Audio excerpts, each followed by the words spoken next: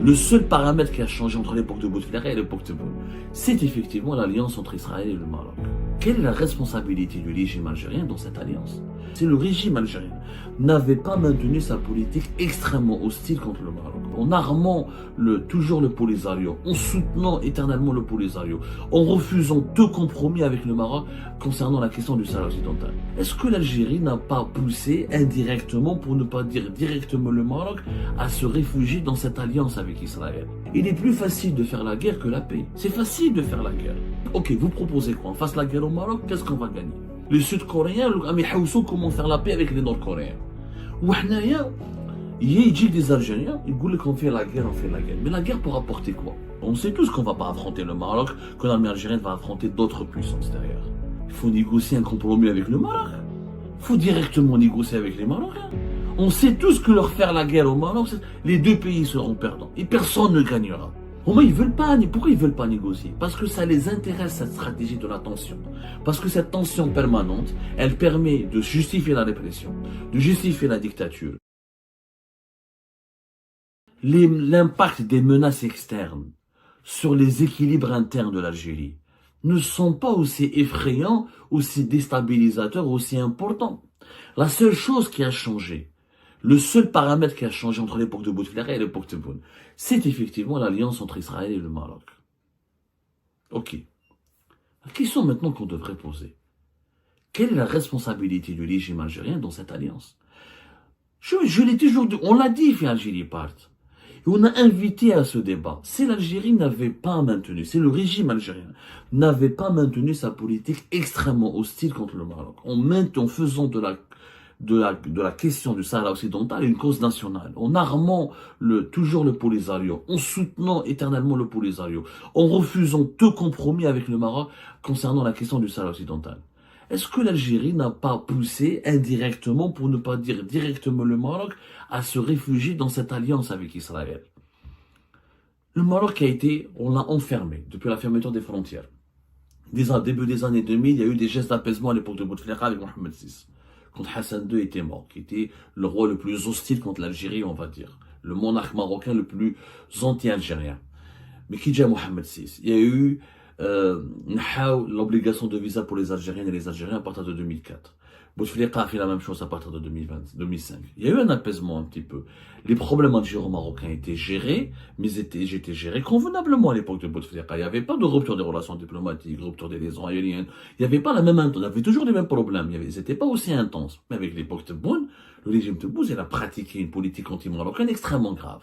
D'ailleurs, chronologiquement parlant, soyons honnêtes, la rupture des relations diplomatiques entre les deux pays, août 2021, elle a précédé l'alliance militaire, l'officialisation de l'alliance militaire entre le Maroc et Israël en novembre 2021.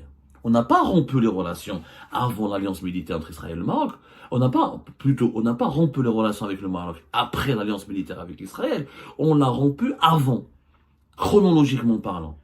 En fait, dès qu'il y a eu la reconnaissance américaine de la souveraineté du Maroc sur le Sahara occidental, dès qu'il y a eu la reprise des tensions entre le Polisario et le Maroc en décembre 2020, l'Algérie a commencé à revoir ses relations, à pratiquer une politique anti-marocaine. Ya Bibi.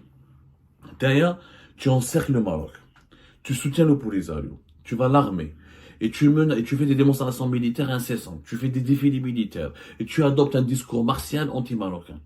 Comment voulez-vous que les Marocains n'aient pas peur? Ils disent que j'ai peur, ils ont eu peur, ils ont fait une alliance avec Israël. Pour rééquilibrer ou pour changer les rapports de force avec l'Algérie. Maintenant, si on change d'approche, si on accepte de négocier la paix, comme l'aura dit un grand homme d'État français, Georges Clemenceau, il est plus facile de faire la guerre que la paix. C'est facile de faire la guerre. L'Allemagne et la France ont fait 2 guerres mondiales. À la fin, ils ont abouti à quoi? Des millions de morts pour à la fin faire la paix.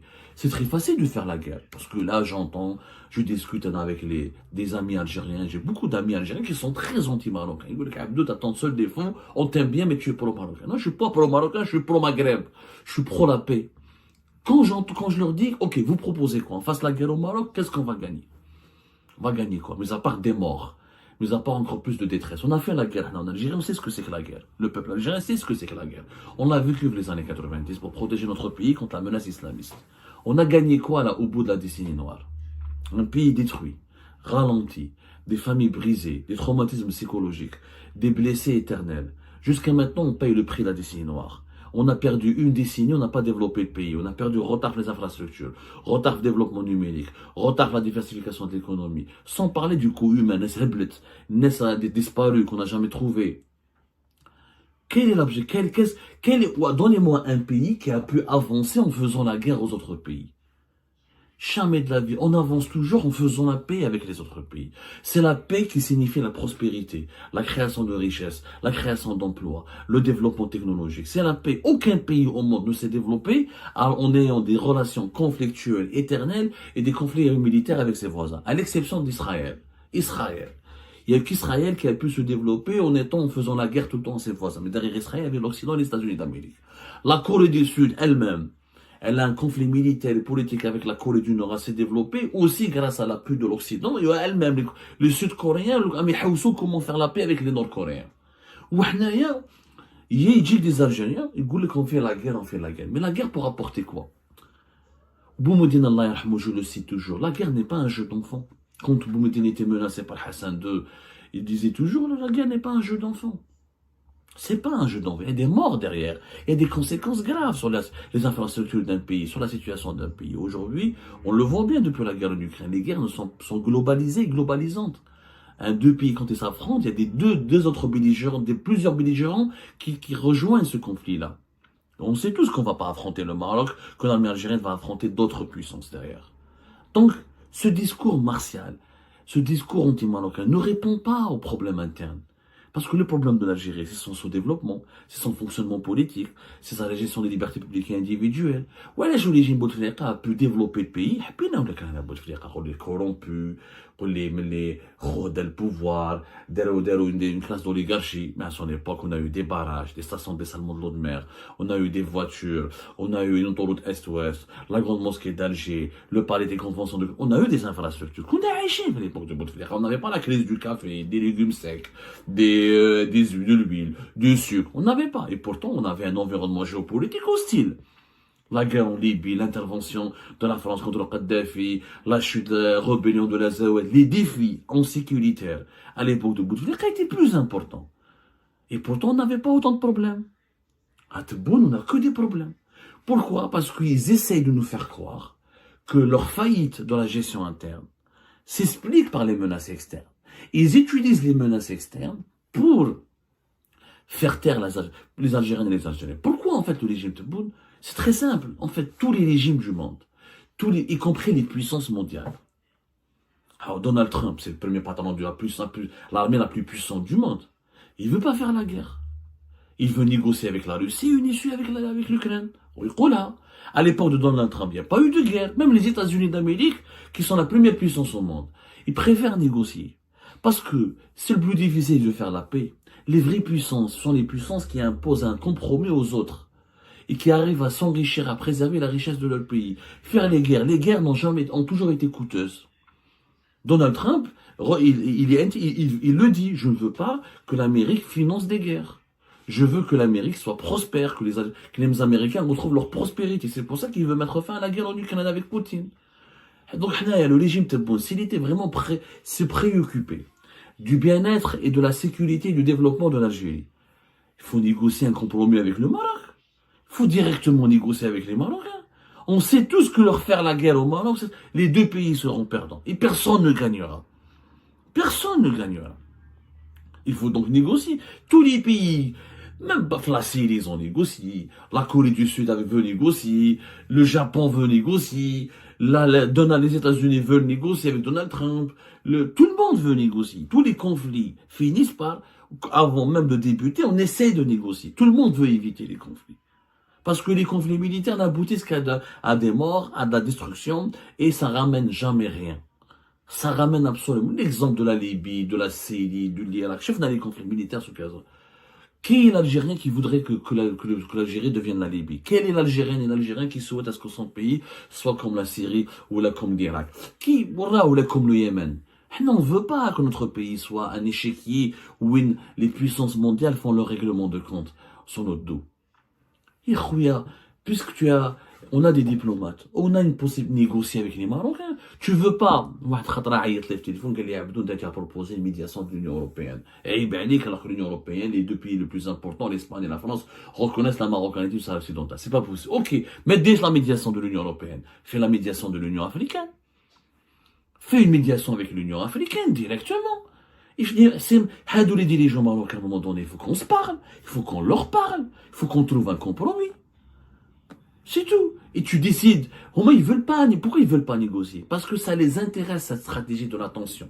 Parce que cette tension permanente, elle permet de justifier la répression, de justifier la dictature, de justifier les budgets élevés de l'armée, de la police et la machine sécuritaire, et elle peut masquer le sous-développement du pays. Demain, dès que tu vas dire à Tebboune, à ses partisans, on se développe pas, on a un problème, on est menacé par la guerre, on est menacé d'une guerre. يا حبيبي في وقت بوتفليقه il y avait la Libye qui brûlait, mais les projets d'autoroute Est-Ouest se construisaient, les logements se construisaient, les stades ont été lancés, l'Algérie a gagné la candidature pour les Jeux méditerranéens d'Oran, où on s'est développé. Tout le monde comme يا حبيبي كيفاش vous voulez qu'on fasse que la guerre? Pour faire la guerre, quel est l'objectif de cette guerre? Vous voulez qu'on occupe le Sahara occidental? Vous voulez que la Sahara occidental soit intégrée au territoire algérien? Et là, nous avons déjà le plus grand Sahara du monde. Nous avons pratiquement avec l'Australie et les États-Unis le plus grand désert du monde. Et là, notre propre territoire, on est déjà un pays, continent, on n'a pas développé. Ou un territoire en plus. Faisons des compromis. Faisons les Marocains, on divise ce pays, on fait un accès à l'Atlantique, on fait des projets communs, ou l'autonomie pour la population. Donc, ils sont même pas 300 000 habitants, même pas la population de Bab el-Oued. Et on va régler le problème en 24 heures. Si les dirigeants algériens veulent régler le problème, le problème du Sahara occidental peut être réglé en 24 heures. C'est une population de 300 000 personnes, ni plus ni moins, c'est même pas Bab el-Oued. On peut rapidement trouver un compromis s'ils le veulent. En 24 heures. Une solution réaliste. Parce que tout le monde sait, les dirigeants algériens eux-mêmes le savent. Eux-mêmes le savent. Les dirigeants algériens ont eu peur entre 2011 et 2013 que les Touaregs fassent un État indépendant au nord du Mali. Ils ont eu peur que la Libye se divise en plusieurs États. Ils ont eu peur que la Tunisie s'effondre et se divise. Ils ont eu peur que le Niger s'effondre et se divise. Parce qu'ils savent très bien que la création de micro-États dans le contexte mondial actuel, avec l'emprise des mouvements de narcotrafic, des mouvements terroristes et des ingérences étrangères, c'est un facteur de déstabilisation. Le monde moderne va vers les blocs régionaux, mais Chine va vers la construction de micro-États. Le Sahara occidental ne pourra pas survivre, comme le sud du Soudan ne survit pas, comme le Mali a du mal à survivre, comme le Niger a du mal à survivre, comme plusieurs dizaines de pays africains ont du mal à survivre. Parce qu'aujourd'hui, il faut des marchés communs, des blocs régionaux communs pour affronter les menaces communes. Donc, si on veut être réaliste, on veut régler le problème avec le Maroc en 2 secondes. Dès l'autonomie, ou la assure-moi un accès à l'Atlantique, on se partage les territoires, 80%, 20%, même 80%, même des routes communes, accès commun, on exploite des projets communs, on déroule la paix. C'est très facile. Il faut juste faire preuve de bon sens. Mais moi, ils ne veulent pas négocier. Alors que la négociation directe, elle est inévitable. C'est pas la guerre qu'il faut faire avec le Maroc, c'est la paix qu'il faut faire avec le Maroc. Et cette paix peut être négociée en fonction des intérêts suprêmes de l'Algérie. Il faut la négocier directement, sous l'égide de l'Union africaine. Il n'y a pas un autre issue possible. Au moins, ils ne cherchent pas d'autres issues, parce que pour le moment, le climat de tension le climat de guerre les arrange. Comme ça, on fait taire tout le monde. Celui qui nous critique est un traître, celui qui nous conteste est un traître, celui qui demande au développement du pays est un traître. Ils ont la main mise sur le pouvoir. C'est une hypocrisie qui ne peut pas durer longtemps. C'est un jeu dangereux qui ne peut pas durer longtemps.